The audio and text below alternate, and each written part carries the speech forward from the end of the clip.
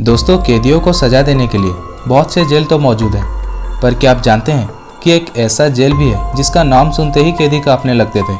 दोस्तों, ये वही जेल है जिसको हम सभी काला पानी के नाम से जानते हैं। आखिर यहाँ पे ऐसी कौन सी सजा दिया जाता था जिसके चलते हर इंसान इस जेल का नाम सुनते ही कांपने लगता था। दोस्तों, आज हम इस वीडियो में काला पानी सजा के बारे में बात करने वाले हैं, तो वीडियो को बिना स्किप किए एंड तक जरूर से देखना। काला पानी आज़ादी से पहले अंग्रेजों द्वारा भारतीयों को किए गए जुर्म की एक दर्दनाक कहानी है। दोस्तों, इसका असली नाम सेलुलर जेल है, पर इसको काला पानी इसीलिए कहा जाता है क्योंकि काला का मतलब होता है काल यानी कि मृत्यु, और जेल की चारों ओर सिर्फ पानी होने की वजह से इसको काला पानी का नाम भी दिया गया है, जहाँ से वापस कोई लौट के नहीं आता। दरअसल सेलुलर जेल अंडमान निकोबार द्वीप की राजधानी पोर्ट ब्लेयर में स्थित है।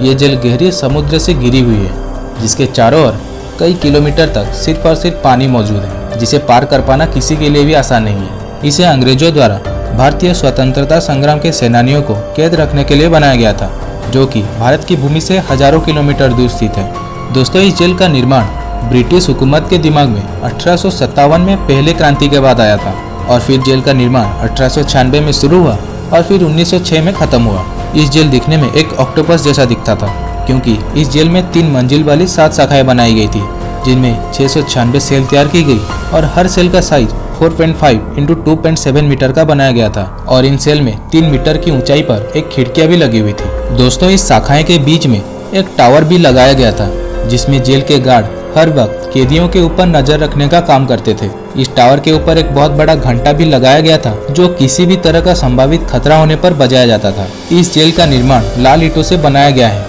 और ये ईंटें बर्मा से यहाँ लाई गई थी, जो कि आज म्यांमार के नाम से जाना जाता है। इस जेल को बनाने में करीब 5,17,000 रुपए की लागत आई थी। जेल का निर्माण को इस तरह से किया गया कि एक कैदी दूसरे कैदी से ना तो बात कर सकता था और ना ही उसे देख सकता था। इस जेल में एक सेल्स के सामने दूसरे सेल्स नहीं होते थे।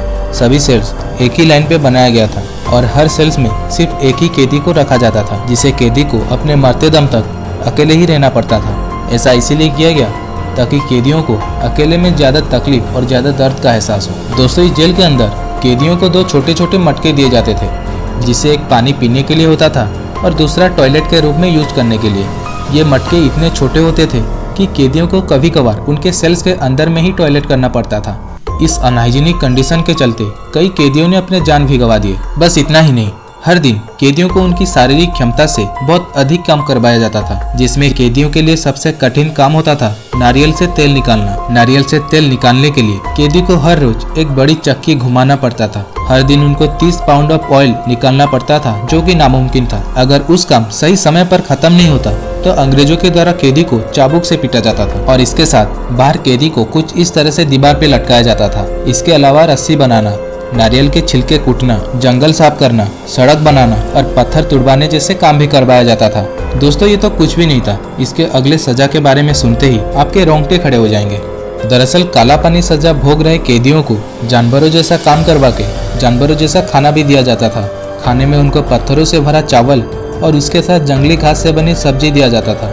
इस जंगली घास को खाने से कई लोगों की जान भी चली गई थी, पर वो भी क्या कर सकते थे। अगर किसी ने भी इसके खिलाफ आवाज उठाने की कोशिश की तो उन्हें ऐसी सजा दिए जाते थे कि उसके बारे में आप कल्पना भी नहीं कर सकते। कभी कभार उस जेल में अंग्रेजों के खिलाफ बोलने वाले कैदियों को फांसी की सजा भी दिया जाता था। दोस्तों, इस जेल को इस तरीके से बनाया गया था कि कोई भी कैदी यहाँ से भाग नहीं सकता था। दरअसल मार्च 1868 में 238 कैदियों ने इस जेल से भागने का प्रयास किया, पर जैसे कि मैंने पहले ही कहा था, इस जेल की चारों ओर पानी होने की वजह से वो लोग भागने में नाकाम रहे और सभी लोग पकड़े गए। इनमें से 87 कैदियों को फांसी दे दी गई, और एक कैदी प्रताड़ना से तंग आकर वहीं पे आत्महत्या कर ली।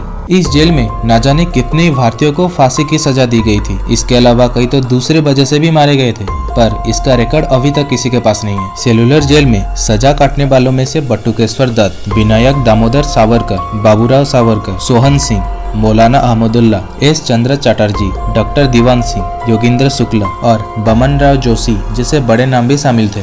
वर्ल्ड वॉर 2 के समय 1942 में जापान ने अंडमान निकोबार आइलैंड पर अपना कब्जा कर लिया था, और उनके कब्जे के समय उन्होंने इस आइलैंड के 2 शाखाएं को तोड़ दिया था। गांधी जी और रविंद्रनाथ टैगोर के विनती पे जापानियों ने सभी कैदियों को छोड़ दिया, जिसके बाद वहां पर मौजूद सभी अंग्रेजों को उनके ही बनाए हुए सेलुलर जेल में कैद कर लिया गया और कई को मार भी दिया गया। और फिर वर्ल्ड वॉर 2 के बाद 1945 में जापान ने सेलुलर जेल को सुभाष चंद्र बोस के हवाले कर दिया।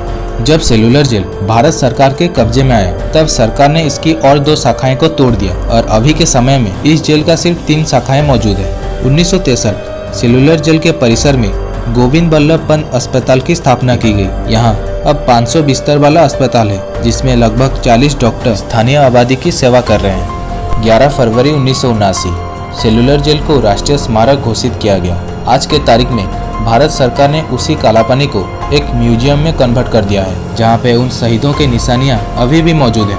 कालापानी ब्रिटिश उपनिवेशिक शासन के दौरान भारतीय इतिहास के सबसे काले अध्यायों में से एक माना जाता है, जिसका जिक्र आज भी देश प्रेमियों को बहुत दुख पहुंचाता है।